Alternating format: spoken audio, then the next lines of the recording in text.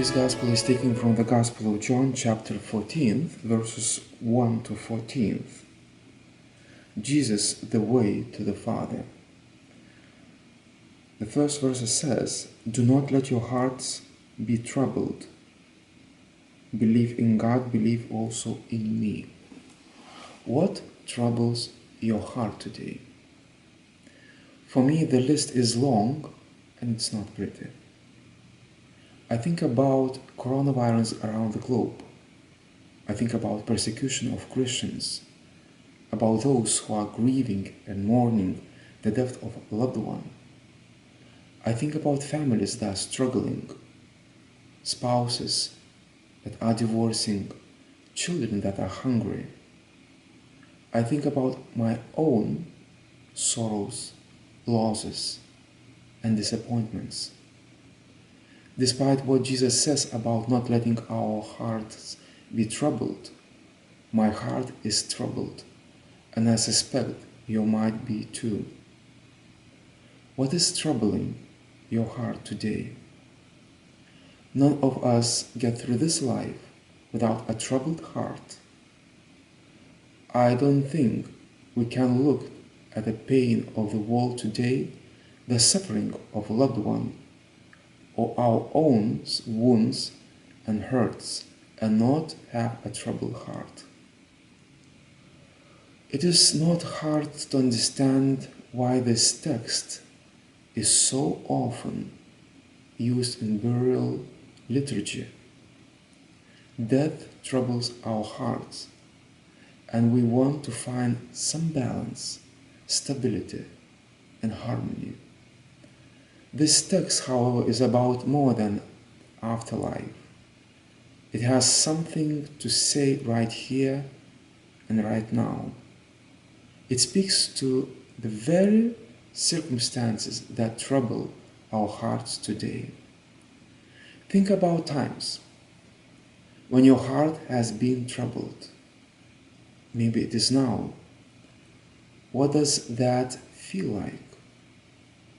We all experience in our own ways, but we see this sound familiar like isolated, paralyzed, overwhelmed, powerless, off balance, out of control, disconnected, afraid, thoughts spinning in our head, no stability, despair, grief, tears, anger. Do you recognize any of those? What if not letting our hearts be troubled begins with looking into our hearts and seeing and naming what troubles? That means facing ourselves, our lives, our world. That may be the first and most difficult thing Jesus asks of us in today's gospel. I don't know about you, but sometimes I don't want to see. I don't want to name. It's too difficult and too painful. It takes me too close to the edge of the abyss and a free fall into collapsing life and collapsing world. Lord, we do not know where you are going. How can we know the way? Thomas speaks for us all. We've lost our center. How do we recenter?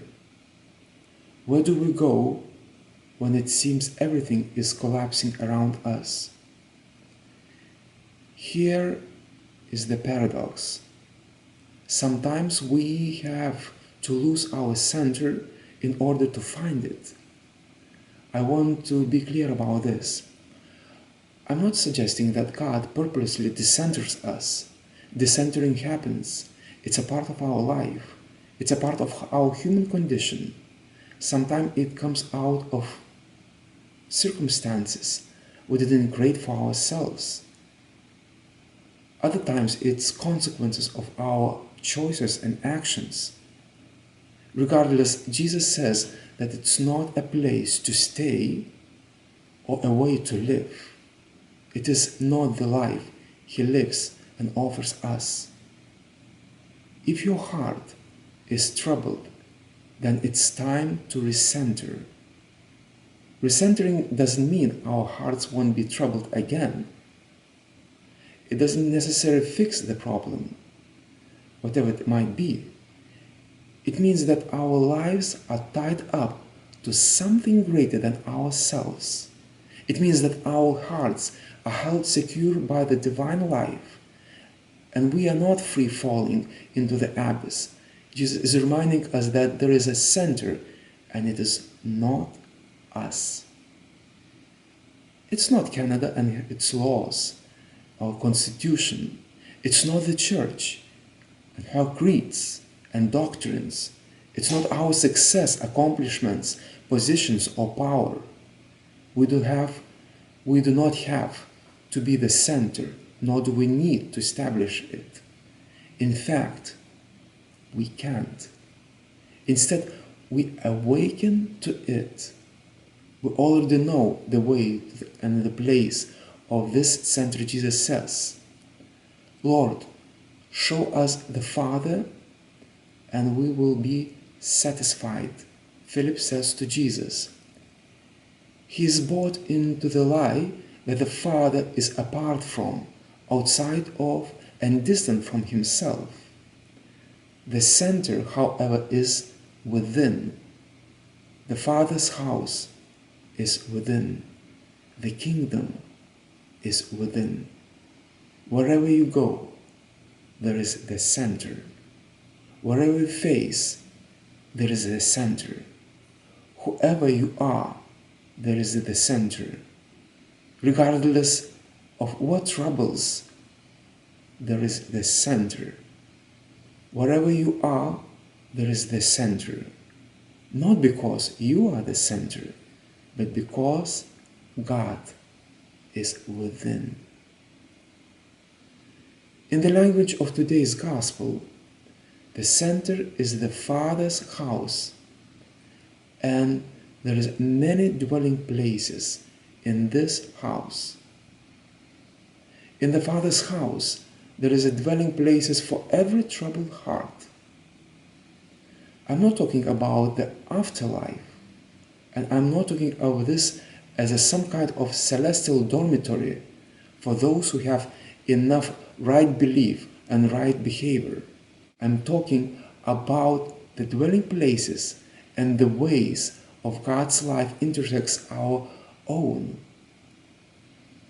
such as mercy and forgiveness, justice and generosity, compassion, healing, love, beauty, wisdom, hope, courage, joy, intimacy.